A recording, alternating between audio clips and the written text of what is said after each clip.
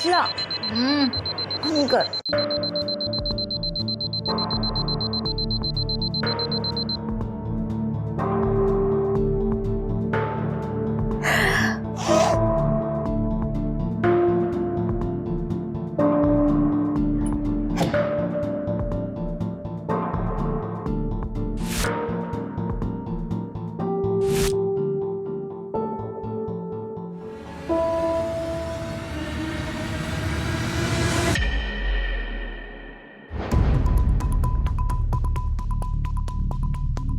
गाड़ी तूने फिर से टैप खुला छोड़ दिया था।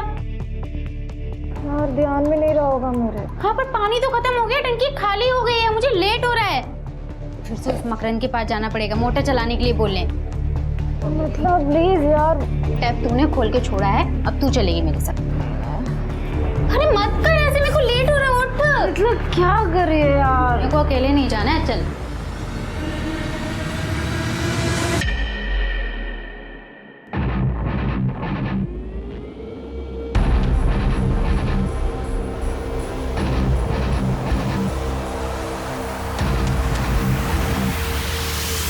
क्या है?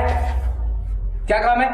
अंकल हमारे वॉशरूम का टैप खुला रह गया था तो पानी खत्म हो गया। आप प्लीज 5 मिनट के लिए मोटर चला दीजिए। नल तुम लोगों ने खुला छोड़ दिया और तुम्हारे लिए मैं मोटर ऑन कर दूं। शाम को जब मोटर ऑन करूंगा ना तब भले ना पानी। जाओ यहाँ से। ओ अंकल, क्या शाम को? हाँ, हमें काम अभी है और आप कह रहे हो शाम को चलाओगे। देखिए मेरे रूम की टंकी भी खाली हो गई है, जाइए मोटर चालू कीजिए। ठीक है 5 मिनट के लिए मोटर ऑन करूंगा, जिसको जितना पानी भरना है भर लो।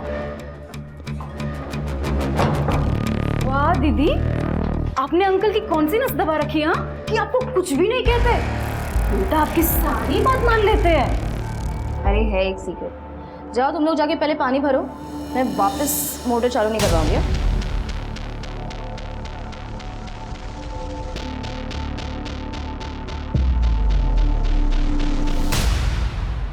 हाँ अक्षिता,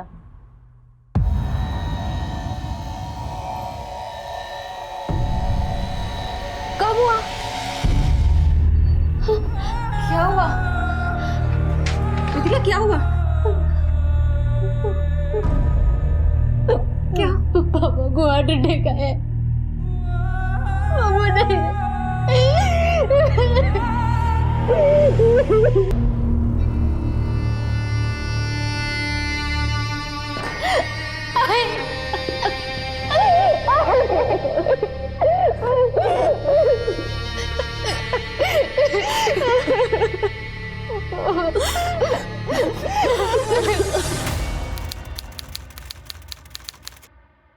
और कोई रास्ता नहीं है मेरे पास।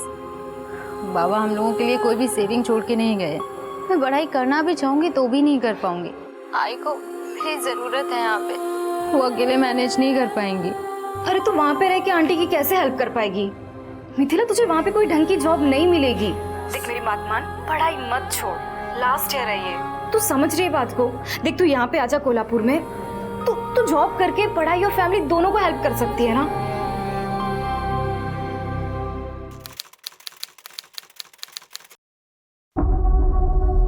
सुन मिथिला, तू ना टेंशन मत ले, मैं तुझे अपने एजेंट का नंबर देती हूँ, उसने मेरे लिए भी जॉब लगवाई थी, तेरे लिए भी कोई जॉब ढूंढ लेगा वो। हाँ ये देखो यहाँ पर हैं सब। दादा आप? पापा ने कॉल करके बताया नहीं कि आप आने वाले थे। अरे तुम्हारे पापा बता देते तो तुम्हारे दादा को तुम्हारी पंचायत कैसे पता चलती? हैं? देख लो तुम्हारे पापा के पैसों से ये पढ़ाई चल रही है इनकी। घारकी के पापा के पैसे है ना, तो उससे वो पंचायत करे या पढ़ाई, आपको क्या करना है? अच्छा ये बताओ तुम यहाँ पर रहने वाले हो या जाने वाले हो? नहीं वो कमरा तुम्हारे लिए साफ करना पड़ेगा मुझे। नहीं अंकल, इसकी कोई ज़रूरत नहीं है, मैं कुछ देर में चला जाऊँगा। हाँ ठीक है।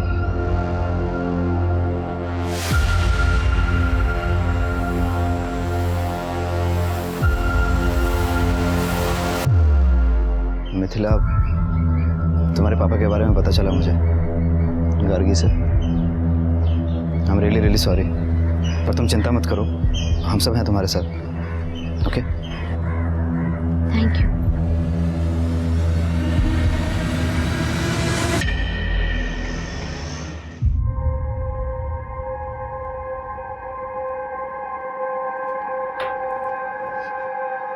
मिल गई जॉब?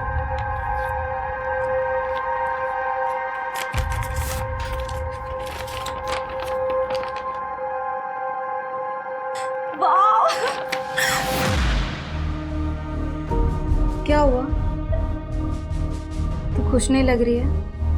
नहीं, खुश हूँ मैं।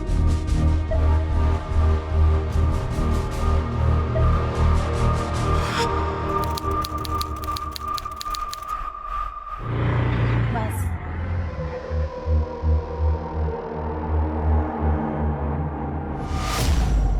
मैडम, आपका पॉकेट।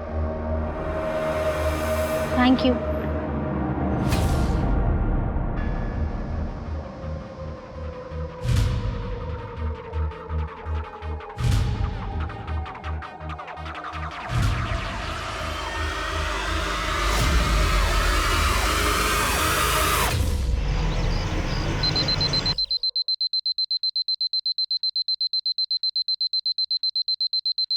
मिथिला, मिथिला क्या करे फोन? मिथिला,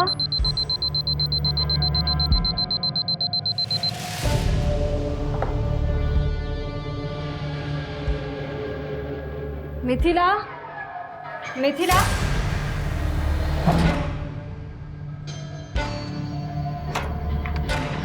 मिथिला। दीदी, मिथिला को देखा क्या? यहाँ पे आई थी? नहीं। मिथिला? नहीं, अरे यहाँ नहीं आई। क्यों? क्या हुआ? अंकल, आपने मिथिला को देखा क्या? नहीं तो। कहाँ गई मिथिला? मिथिला, मिथिला, मिथिला, मिथिला, मिथिला क्या?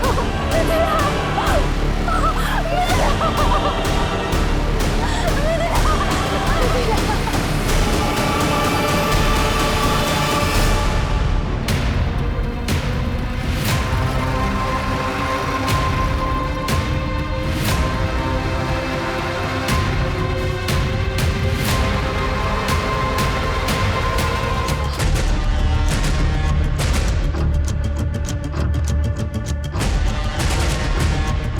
बॉडी पे कलाई काटने के अलावा और कोई घाव नहीं है। शायद इस लड़की ने सुसाइड किया है। किस चीज़ से काटी है गले?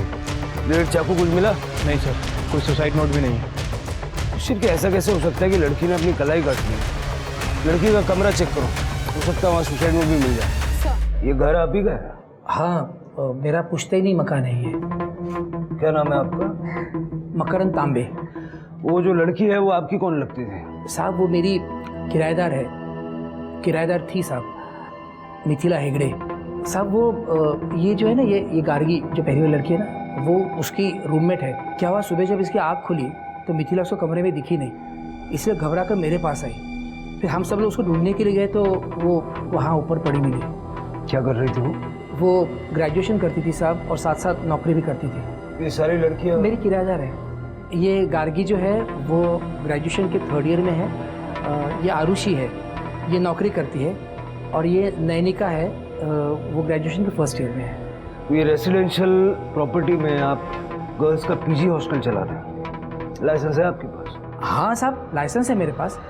और साहब ये सारी लड़कियों का पुलिस वेरिफिकेशन भी हो गया है। ये मैडम जानती है ना मेरे को। साहब यहाँ पे जो भी नई लड़की आती है ना, मैं सबसे पहले उनका वेरिफिकेशन करवाता हूँ साहब।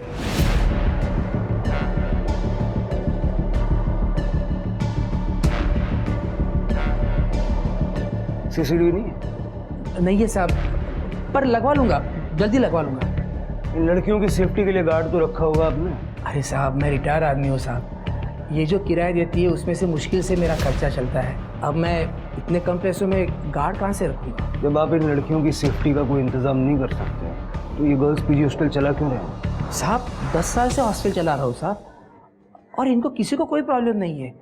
और इन लड़कियों के पास उनके अपने कमरे की चाबियाँ भी हैं। आपकी फैमिली का? मेरी बीवी की डेथ हो गई साहब, मेरे कोई बच्चे नहीं है, इसीलिए इतना बड़ा घर है तो मैं कमरे किराए पे देता हूँ।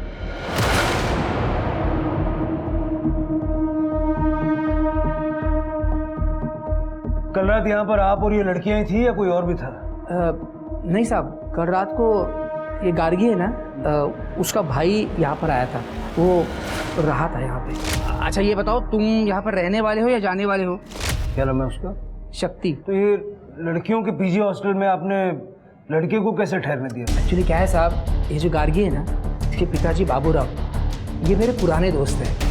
तो शक्ति अपनी बहन से मिलने के लिए कभी कभी यहाँ आ जाता है। वैसे उसको कल लेट हो गया तो यहीं पे रुका था। पीछे की तरफ एक कमरा है साहब, वो वहीं पे रुका था। अभी कहाँ? क्या? कौन? शक्ति। सर वो सुबह ही चला गया, मुझे पता ही नहीं चला। पता कैसे नहीं चला? सर क्या है कि वो उस कमरे से ना बाहर जाने के लिए एक और रास्ता है, तो वहाँ से जाने के लिए फिर यहाँ से जाने की ज़रूरत नहीं पड़ती। हो सकता है वो उसी रास्ते से बाहर चला गया होगा और मुझे पता नहीं चला होगा।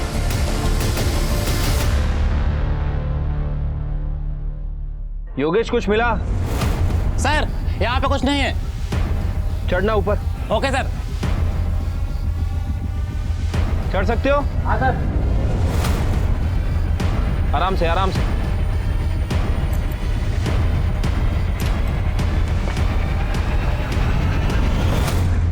तुम लड़कियां एक अकेले आदमी के साथ इस घर में रहती हो, कभी कोई परेशानी नहीं होती?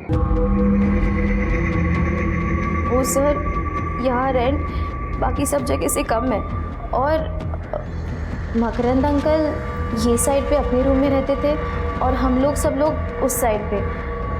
हमारा किसी से लेना ना देना था, तो प्रॉब्लम कहाँ से होगी? मिथिला तुम्हारी रूममेट थी ना? कल रात को क्या हुआ था पूरा डिटेल में बताओ। सर कल मैं 12 बजे तक पढ़ रही थी, उसके बाद मैं सो गई। फिर मिथिला कब रूम से बाहर गई, क्या हुआ मुझे कुछ भी नहीं पता। मिथिला परेशान थी क्या? मतलब इतनी ज़्यादा परेशान कि वो सुसाइड कर ले?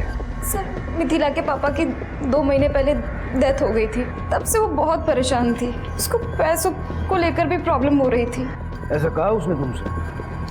जी सर। सर पर जब से उसकी जॉब लगी थी ना, मुझे ऐसा लगा ही नहीं कि उसको कोई प्रॉब्लम हो भी सकती है। वो टाइम पर घर पे पैसे भी भेजती थी और कॉलेज भी जाती थी। इनफैक्ट काफ़ी खुश थी वो, और एक बार तो उसने हमें पार्टी भी दी थी। नहीं दीदी, वो खुश रहने का सिर्फ दिखावा कर रही थी बाहर से। सर वो अंदर से बहुत परेशान थी, क्योंकि मैंने खुद कितनी बार मिथिला को रात को चुप चुप के से रोते हुए देखा है। मिथिला का किसी से कोई अफेयर वगैरह था क्या? नहीं सर, अगर ऐसा कुछ होता तो वो मुझे जरूर बताती।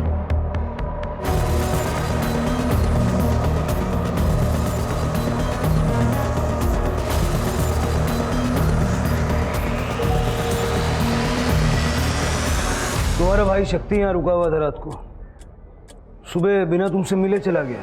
सर शक्ति दादा ने मुझे रात को ही बता दिया था कि वो सुबह जल्दी चले जाएंगे। सर, गार्गी और मिथिला के रूम से कोई सुसाइड नोट तो नहीं मिला है, लेकिन ये फ़ोन मिला है। सर ये फ़ोन तो मिथिला का ही है। फॉरेंसिक में भेज दो इसको। और सर ये 2 लाख रुपए मिले हैं कबर्ड से। अभी थोड़ी देर पहले तुम बता रही थी कि उसके पिताजी का देहांत हो गया 2 महीने पहले और पैसों को लेके बहुत परेशान थी वो। अब अचानक से ये 2 लाख कहाँ से आ गए? सर मुझे नहीं पता है, मिथिला ने कभी मुझे इन पैसों के बारे में नहीं बताया। अपने भाई को फ़ोन करके बुलाओ, बात करनी है उससे। जी सर।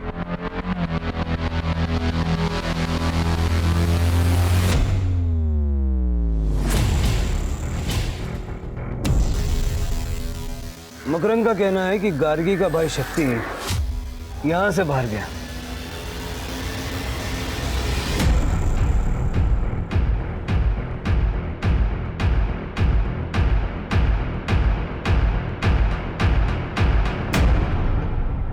शिरके कहीं ऐसा तो नहीं है कि मिथिला का मर्डर करके सीन को सुसाइड में कन्वर्ट किया है?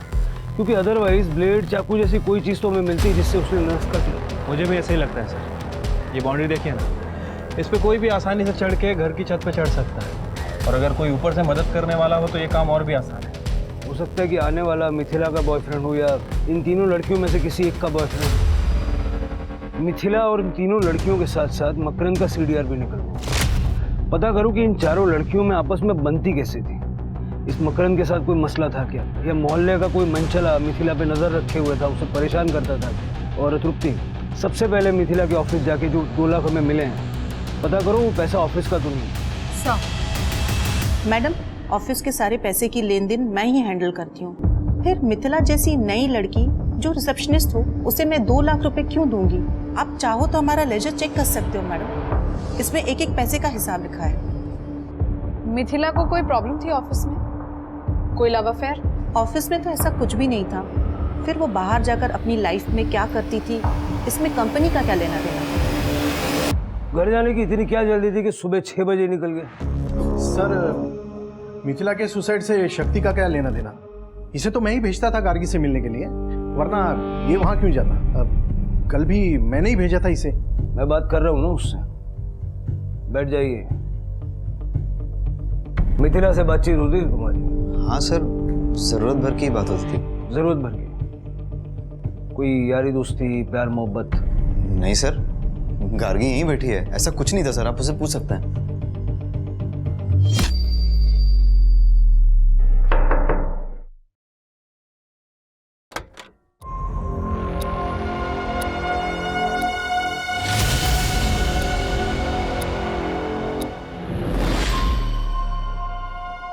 कुछ दिखाओ। वही देखने की कोशिश कर रहा था।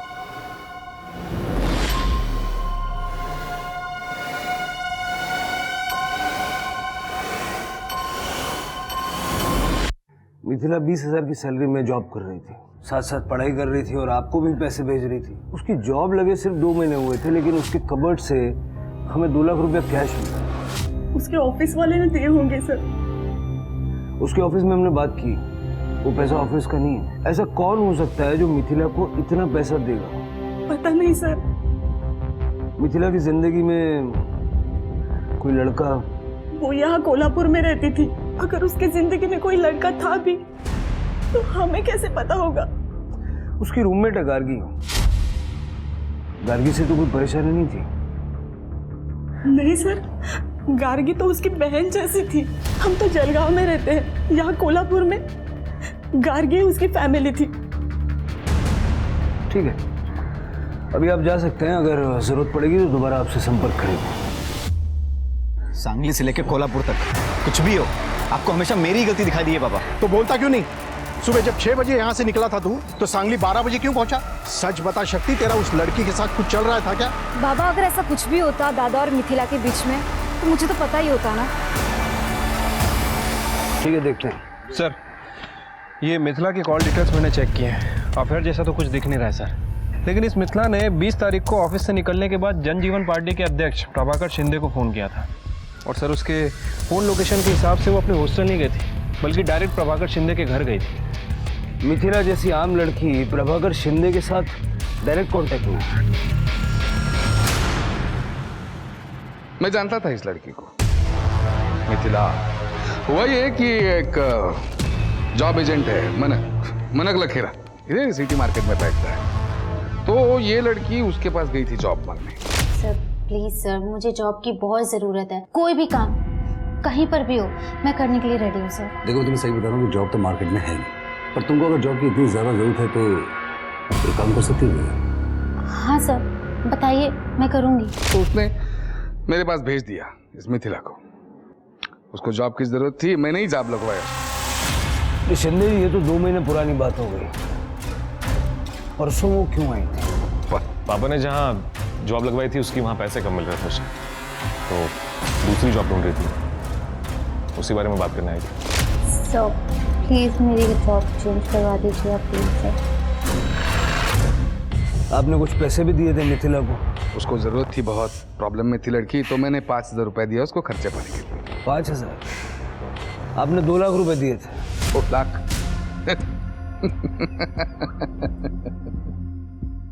क्या धवल, इतने पैसे है क्या आजकल पॉलिटिक्स में? सर, ये आपकी नजरिए का प्रॉब्लम है। सच कहता हूँ, ऐसे किसी को भी 2-2 लाख बांटने जितने पैसे नहीं है मेरे पास। मैं मान रहा हूँ ना, मैंने 5,000 रुपए दिए उसको, उसके ऊपर एक पैसा नहीं दिया। सर, मिथिला ने मुझसे बात की थी। एक्चुअली क्या है कि वो जॉब बदलना चाहती थी और मार्केट की हालत इतनी खराब थी कि मैं चाहकर भी उसकी मदद कर नहीं सकता था। पर मैंने उसको ये कहा था कि तुम जो भी जॉब कर रही हो उसको कंटिन्यू रखो, और जैसी कोई नई जॉब आएगी मैं तुम्हें दे दूंगा। पता नहीं उसकी वजह से मुझे कॉल नहीं किया।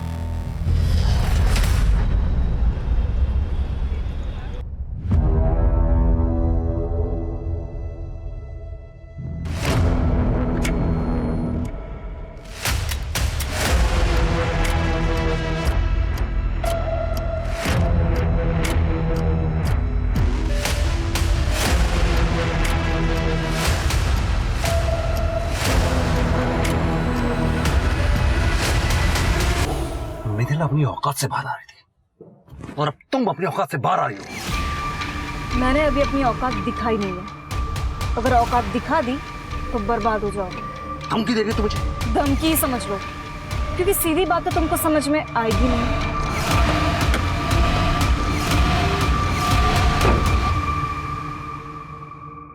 सर, मिथिला की पोस्टमार्टम रिपोर्ट आ गई है। सर, रिपोर्ट के हिसाब से मिथिला 2 मंथ प्रेग्नेंट थी, लेकिन उसने सुसाइड किया है या मर्डर ये कंफर्म नहीं हो पा रहा।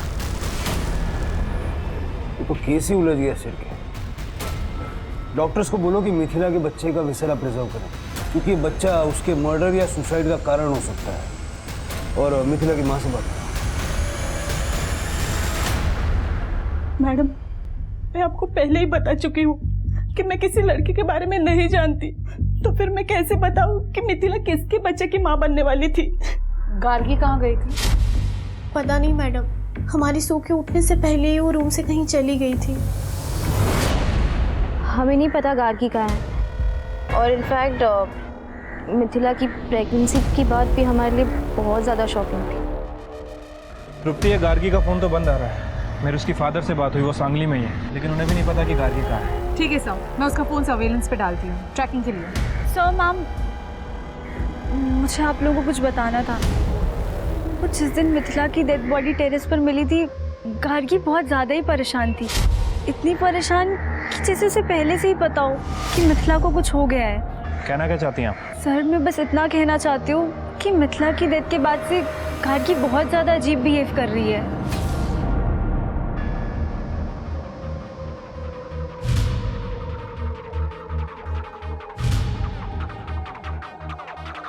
आपस की बात पुलिस को क्यों बता रही है? तो झूठ थोड़ी ना बोल रही हूँ दीदी, जो सच है वही बोल रही हूँ।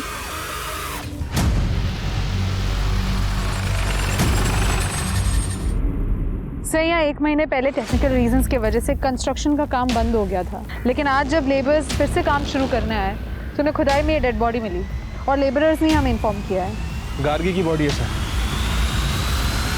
पहले मिथिला और अब आपकी बेटी गार्गी, दोनों का इस तरह से मारा जाना इत्तेफाक तो नहीं हो सकता। पॉसिबल है कि गार्गी को मिथिला के बारे में या उसकी मौत के बारे में कुछ ऐसा पता था जो मिथिला का किलर नहीं चाहता था कि गार्गी सबको बताए, और इसीलिए उसने गार्गी को मार दिया। सर, आखिर गार्गी मिथिला के बारे में ऐसा क्या जानती होगी? शायद मिथिला के होने वाले बच्चे के पिता का नाम। क्या मिथिला प्रेग्नेंट थी? 2 महीने से। क्यों, तुम्हें कॉन्फिडेंस था कि मिथिला कभी प्रेग्नेंट नहीं होगी? सर, ऐसा कुछ नहीं है। सर, आप मुझ पे फालतू में शक कर रहे हैं। अगर फालतू में शक कर रहे हैं तो डीएनए टेस्ट कराने में कोई प्रॉब्लम तो नहीं होगा तुम्हें?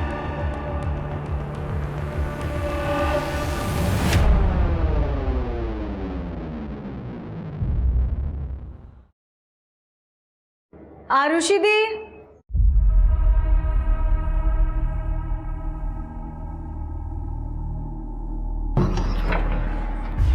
दीदी आप यहाँ पे क्या कर रहे हो? वो मैं रेंट देने आई थी। पर आप तो ऑनलाइन पे करते हो ना? हाँ, पर मेरा अकाउंट लॉक हो गया ना, तो सोचा कैश दे दूँ।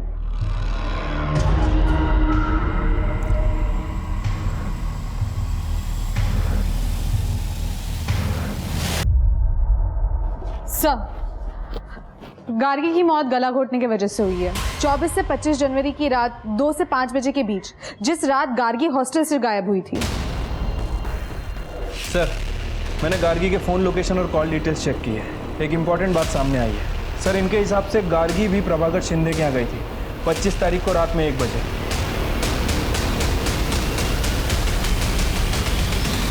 नेताजी, मिथिला आपके पास काम के लिए आई थी। गार्गी आपके पास क्यों आई थी? उसे आपसे क्या काम था? गार्गी? गार्गी को नेताजी से काम नहीं था, बल्कि नेताजी को गार्गी से काम था। नेताजी गार्गी के साथ कुछ डील करने वाले थे जो हो नहीं पाया। क्यों? ये कौन सी डील की बात कर रहे हैं? मिथिला के बच्चे का नाम ना बताने की डील, जो बच्चा आपका था। पाटिल, औकात में रहकर बात करो। 2 मिनट नहीं लगेगा आप सबकी वर्दी उतरवाने में। देखो शिंके, मैंने बोला था नेताजी हैं, ऐसे काबू में नहीं आएंगे वो। दे दो इनको, दे दो। लीजिए, ये कोर्ट का ऑर्डर है आपके डीएनए टेस्ट का। और वैसे ये औकात देखने दिखाने वाली बातें तो हम करते नहीं, क्योंकि हमारा इस देश के कानून में विश्वास है, जो आप जैसे नेताओं को उनकी औकात याद दिलाने के लिए काफी है। चलिए।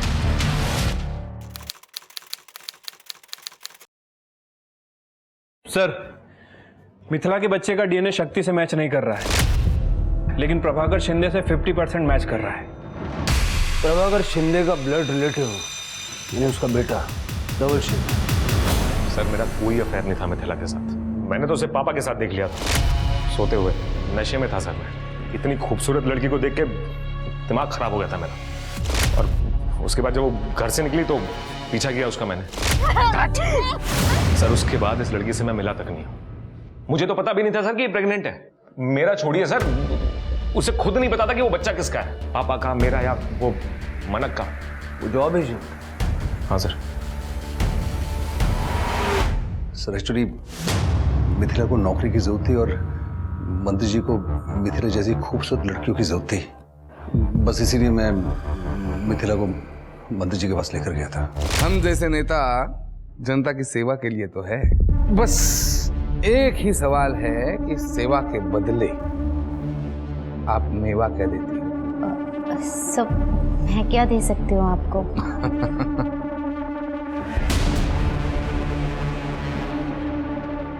खुद की तरफ देख के तो देखो क्या दे सकती हो। एक बार हाँ बोलकर तो देखो। दुनिया कदमों में लाके रख दूंगा। दुनिया, हाँ? अरे मिथिला अच्छी लड़की, लेकिन सर उसको पैसों की जरूरत थी। इसी वो दिन भाग जरूर गई, लेकिन 2 दिन के बाद फिर मेरे ऑफिस में वो आई थी। सर प्लीज मुझे एक बार मंत्री जी से मिलवा दीजिए। अब मैं इस बार नहीं भागूंगी सर। सर मुझे जॉब की बहुत जरूरत है। तुम भागोगी या नहीं भागोगी ये तो अब मुझे टेस्ट करना पड़ेगा। अरे तो तुम के दलाल अपना झूठा मेरे को भेजेगा तू सली। अरे तो पहले तुमने मिथिला का रेप किया, बाद में नेताजी के पास ले गए तो तुमने उसका रेप किया, और उसके बाद तुम्हारे बेटे धवल ने उसका रेप किया। जब वो प्रेग्नेंट हो गई तो तुम्हारे पास आई। बाप की थाली में मुंह मारेगा तू, और वो भी अकल नहीं है। पापा नादानी में हो गया। अब मंत्री जी इस लड़की का क्या करना है? बच्चा है पेट में तो गिरा दो। 2 लाख रुपए। पर मैं अबॉर्शन नहीं कराऊंगी। अबॉर्शन कराना पाप होता है। सर मिथिला तो एबॉर्शन के लिए मान ही नहीं रही थी। मैंने जैसे तैसे उसको मनाया, पता नहीं उस रात को जाके उसने सुसाइड क्यों कर लिया, मैं समझ नहीं पाया। मिथिला ने सुसाइड नहीं किया और ना ही वो कभी एबॉर्शन के लिए मानी थी। तुम लोगों ने उसे मार के सुसाइड का सीन क्रिएट किया। नहीं सर, मैं एक्चुअली अगले दिन एबॉर्शन के लिए उसके साथ जाने वाला था। उस वक्त उसने सुसाइड किया या उसका मर्डर हो गया, ये मुझे सच में नहीं पता है। गार्गी को उसने सब बता दिया था ना तुम लोगों के बारे में? हाँ, बताया था सर। फिर गार्गी ने हमें क्यों नहीं बताया? वो आपको क्यों बताती सर? उसका फायदा तो चुप रहने में था। देखो नेताजी, आपकी लोकल वर्क्स डिपार्टमेंट में काफी पहुंच है, वहाँ पे जॉब निकली है, मेरी जॉब लगवा दो। 1 मिनट, लेकिन इस काम के लिए आप इतनी आधी रात ऐसे अचानक? मैं किसी को कुछ नहीं कहूँगी, आपके और मिथिला के बारे में। ओह, तो गार्गी तुम लोगों को ब्लैकमेल कर रही थी, इसलिए तुम लोगों ने उसे मार दिया ताकि तुम्हारी मुसीबत जड़ से खत्म हो जाए। हत्या राजनीति में सबसे आखिरी रास्ता होता है सर, सबसे पहला नहीं। आज तक मैंने इतने लड़कियों को नौकरी लगवाई है, एक और, उसमें क्या क्या कठिन था? इस बात की क्या गारंटी थी कि गार्गी उससे ब्लैकमेल नहीं करती? सर जब करती तब देखता, लेकिन अब जब सीधी उंगली से घी निकल रहा है तो उंगली टेढ़ी करने में कुछ मतलब ही नहीं। सर आप वो लोकल वर्क डिपार्टमेंट में पूछ लीजिए सर। गार्गी रात को मेरे घर आई, उसके दूसरे दिन सुबह मैंने उसके जॉब के लिए बात की थी। अगर उसको मुझे मारना ही होता तो मैं उसके जॉब क्यों लगवाता? चलो मान लेता हूँ कि मिथिला और गार्गी के केस से तुम्हारा कोई लेना देना नहीं, लेकिन रेप तो तुमने किया है। शिल्के, नेताजी, उनका बेटा धवल और मानक, तीनों पे रेप का केस डालो। और तृप्ति, उन सभी लड़कियों से बात करो जिनकी नौकरी नेताजी और मानक ने मिलकर लगवाई है। आई एम श्योर उनमें कई लड़कियां ऐसी होंगी जिनका इन्होंने शोषण किया।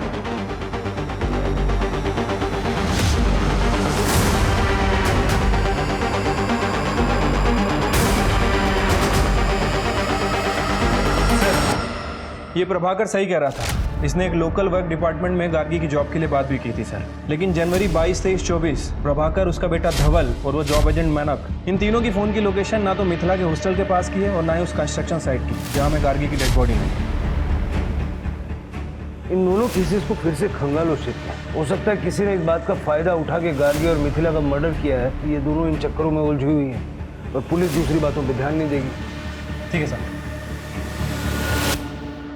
सर मैं तो 6 महीने से ज़्यादा नहीं रह पाई मकरंद अंकल के पीजी में। वो लड़कियों को ना ऐसे घूरते थे जैसे खा ही जाएंगे। वहाँ तो सिर्फ आरुषि ही रह सकती थी और वो अभी भी वहीं रह रही है। आरुषि? Yes madam. वैसे तो मकरंद अंकल सब लड़कियों पर बहुत हावी रहते थे, लेकिन आरुषि को वो कुछ बोल ही नहीं पाते थे। लगता है डरते थे वो उससे।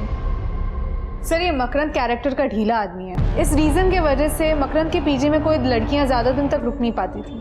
लेकिन सर ये आरुषि पिछले 3 साल से मकरंद के पीजी में रह रही है। और सर मकरंद के पीजी में जितनी भी लड़कियां हैं सभी का कहना है कि मकरंद आरुषि से डरता है। और मैंने मकरंद के बैंक स्टेटमेंट भी चेक किया है सर। सभी लड़कियों ने पीजी का रेगुलर रेंट उस पर ट्रांसफ़र किया है, लेकिन आरुषि का कोई भी रिकॉर्ड नहीं है। मतलब ये आरुषि रेंट नहीं दे रही? सर सिर्फ आरुषि ही नहीं, आरुषि की रूममेट नैनिका जो मकरंद के पीजी में 4 महीने पहले शिफ्ट हुई है, उसने भी सिर्फ मकरंद को 1 महीने का रेंट दिया है। उसके बाद उसने भी मकरंद को रेंट देना बंद कर दिया है। सर आरुषि दी ने बोला था कि मैं उन्हें अपना रेंट दे दिया करूँ, तो फिर अपना रेंट मिलाकर मकरंद अंकल को पे कर दिया करेंगी। तो मैं वही करती थी, मैं हर महीने अपने हिस्से का रेंट आरुषि दी को दे दिया करती थी। नैनिका तुम्हें पता है आरुषि ने पिछले 3 साल से रेंट का 1 रुपया भी नहीं दिया है। इनफैक्ट वो तुम्हारे पैसे भी अपने पास रख रही थी। नहीं सर, मैं अपना और नैनिका का रेंट मकरंद अंकल को कैश में देती थी। अगर रेंट कैश में देती थी तो मकरंद कोई रिसीट वगैरह देता होगा ना, दिखा दो। सर इतने दिन से हम वहाँ रह रहे थे, इतना भरोसा तो था अंकल पे। कितना रेंट है तुम्हारा? 6000। तो ये 6000 तुम घर पे तो छापती नहीं होगी ना, बैंक से विड्रॉ करती होगी। अपना बैंक का स्टेटमेंट दे दो। वो सर साफ साफ बताओ, तुम्हारे और मकरंद के बीच क्या चल रहा था जो वो तुमसे रेंट नहीं ले रहा था? चक्कर चल रहा था आरुषि दी का मकरंद अंकल के साथ। ऐसा सारी पीजी की लड़कियां बोलती थी। सर चक्कर तो उस नैनिका का चल रहा था गार्गी के भाई शक्ति के साथ। सर ये बात सच है कि मैं शक्ति को पसंद करती थी, लेकिन वो 1 नंबर का कमीना है। अगर मेरा बस चले ना तो मैं उसका मुंह नोच लूं। क्यों?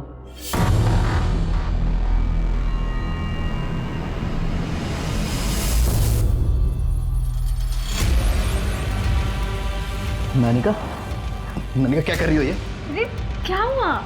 उठो यहाँ से, बाहर निकलो। अरे अरे निकलो यहाँ से। शक्ति क्या है? जाओ यहाँ से। शक्ति क्यों ऐसे बात कर रहे हो? दादा क्या हुआ? पूछो इस नानिका से, जबरदस्ती गले पड़ी है मेरे। ओए शक्ति, एक तो सुबह से मेरे आगे पीछे घूम रहा है और अभी बोल रहा है मैं तेरे गले पड़ी हुई। हाँ सीधा सीधा बोलना कि तेरे बस का कुछ भी नहीं है। नहीं क्या? अपने भाई का इलाज कराओ, वरना मोहल्ले वाले ना शादी के बाद मजे लूटेंगे। तमीज अपना मुंह संभाल के बात कर। शक्ति ने तुम्हारी बेइज्जती कर दी और गार्गी ने सबके सामने तुम्हें थप्पड़ मारा। बुरा तो बहुत लगा होगा तुम्हें। हाँ सर लगा तो था, इसी वजह से गार्गी और मेरे बीच में बात नहीं होती थी। शक्ति गार्गी का भाई था, गार्गी मिथिला की रूममेट थी। उन दोनों ने नैनिका को सपोर्ट नहीं किया, समझ में आता। लेकिन तुम तो नैनिका की रूममेट थी, तुम्हें तो उसे सपोर्ट करना चाहिए था। मैं कैसे सपोर्ट करती उसको सर? मैं जानती थी कि नैनिका खुद अपने आप को फोर्स करती थी शक्ति पर। मैंने खुद देखा है सर। खुद देखा मतलब? दरअसल वो पीजी हॉस्टल सिर्फ हॉस्टल नहीं है, मकरंद अंकल का फिल्म स्टूडियो है।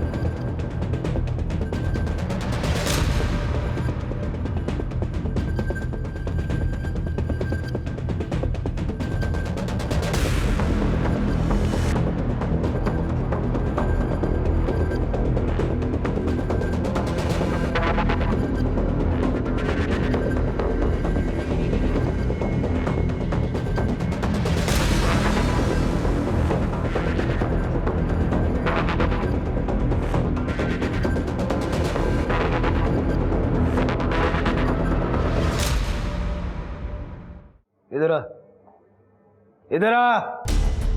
ये क्या है? ये पीजी के नाम पे फिल्म स्टूडियो चला रहा था क्या? हाँ? और जब आरुषि को पता चल गया तो वो किसी को बता ना दे, इसलिए बिना रेंट के उसे रहने दिया। हाँ, बेटी की उम्र की लड़कियों के साथ ये कर रहा था। जब मिथिला और गार्गी को पता चल गया कि तेरी पोल ना खुल जाए, इसलिए दोनों को मार दिया। साहब मिथिला ने सुसाइड किया है, आप फुटेज में देख लो।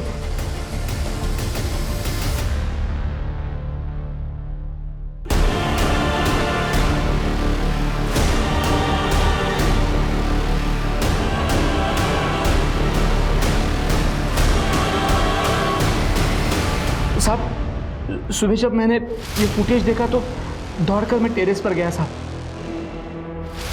तब तक मिथिला मर चुकी थी। उसने अपनी हाथ की कलाई काटने के लिए मेरे किचन का चाकू इस्तेमाल किया था।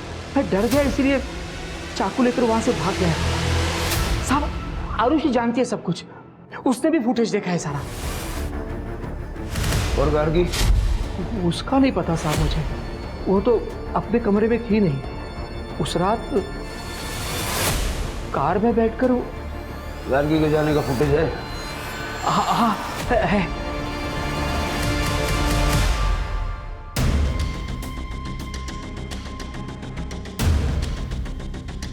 साहब मैंने कुछ नहीं किया, मैंने सब पता करवाओ ये गाड़ी किसकी है।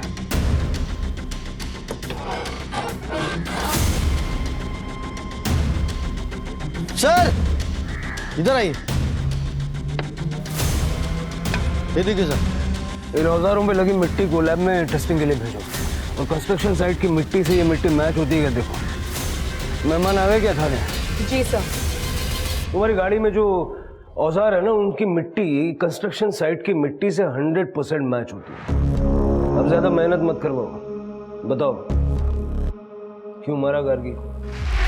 सर मैंने नहीं मारा गार्गी को। देखो ये तुम्हारी गाड़ी है, कहाँ जा रही है गार्गी इसमें बैठ के? हाँ सर, ये कार तो मेरी है, लेकिन ये कार हमेशा गैरेज में खड़ी रहती है।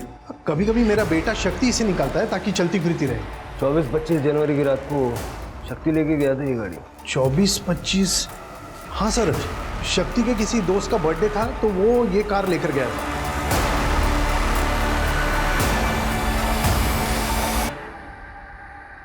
मेरे पास कोई नौकरी नहीं थी तो पापा मुझे निकम्मा समझते थे। कुछ कमाने के बारे में सोचना, मुफ्त की रोटियां मत तोड़ना। यहाँ सोच जरा, पता नहीं कब सुधरेगा ये।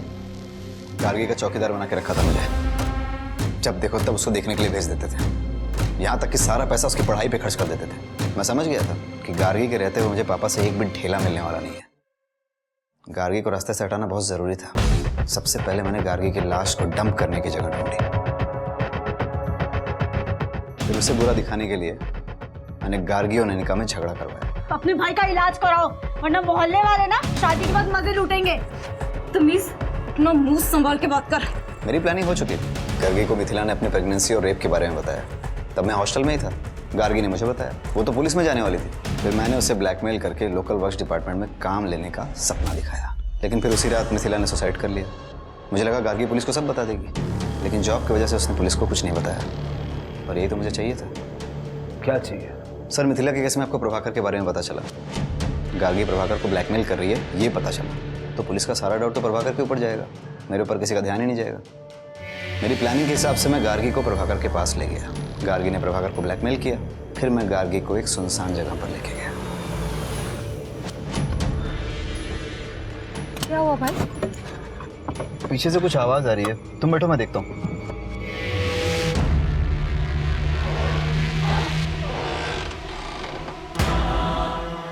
फिर गार्गी की लाश को गाड़ी में डाल के कंस्ट्रक्शन साइट पर डंप कर दिया। भगवान तेरे जैसा भाई किसी बहन को ना दे।